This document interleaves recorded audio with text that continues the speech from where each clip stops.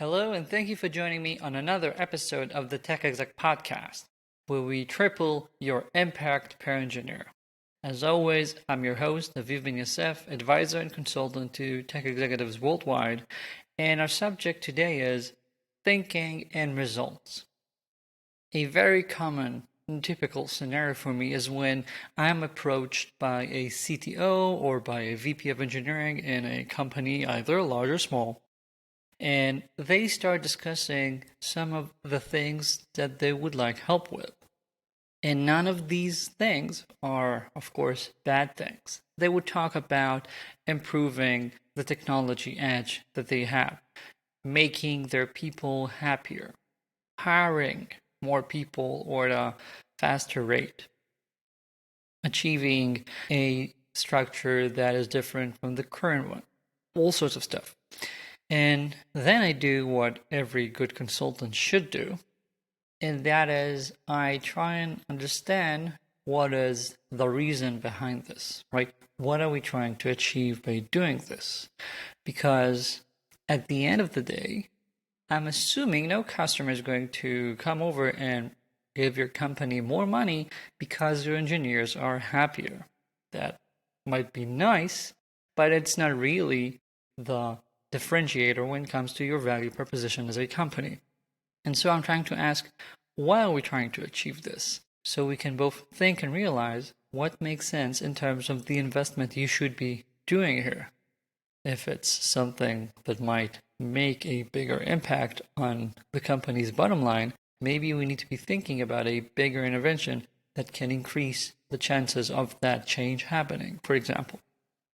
Now, I always ask this, and I don't know if you'd be surprised to hear, but most of the times, really most of the times, even with quite big companies, with people, CTOs who are accustomed to managing budgets of millions of dollars when it comes to their headcounts and that sort of stuff, they still look at me with a blank stare and they have nothing to say when I'm asking, why are we doing this?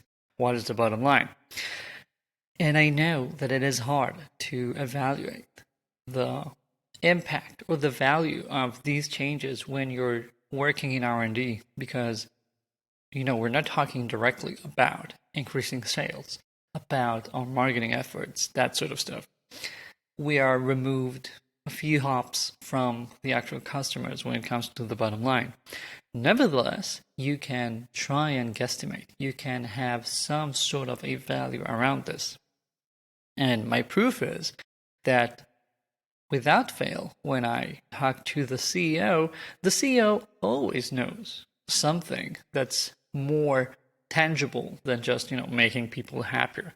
The CEO always has a result in mind, something that would actually improve the business. This is the sort of thinking that you need to adapt as well, especially if you want to be a genuine executive in your company. Peter Drucker, the legendary management consultant, said that the purpose of a business is to create a customer, right? And, there's so much encapsulated within this.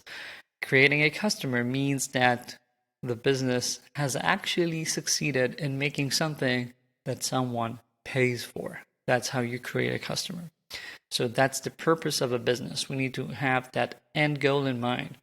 And without that, your business has no reason to exist.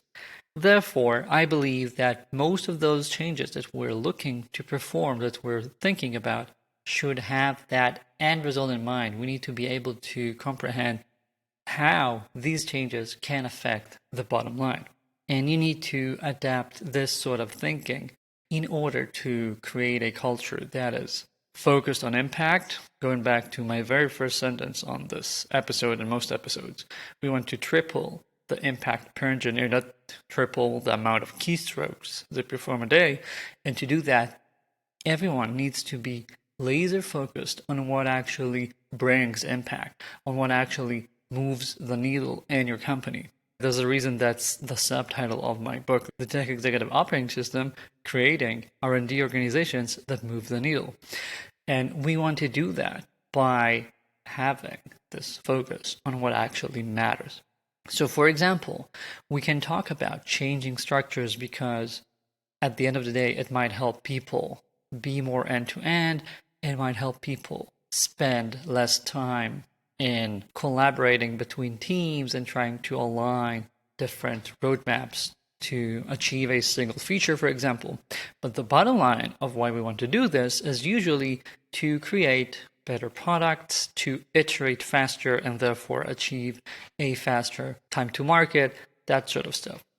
When we're talking about changes to our code, if you're going to invest in a huge overhaul or a rewrite of a big part of your system, of course, I'm not dogmatic. There will be an aspect to it that lends itself to how much your engineers are excited about it, about the trends in the industry, because at the end of the day, we need to get those engineers in-house and help keep them there. And still, when you make a big investment in such a change, it has to be worth it. So we need to be talking about stuff like, will this help us increase our quality metrics, resulting in happier customers, resulting in, for example, lowering our churn, making our upsales better, that sort of stuff.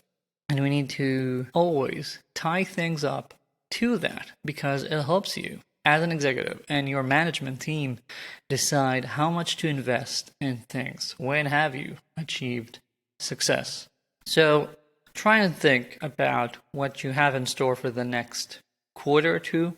Think about the roadmap as it is being shaped for 2022, for example, and try and connect a line between what your team will actually be doing and what you hope to achieve at the end of the day, that is genuine, tangible results, not just feel-good metrics.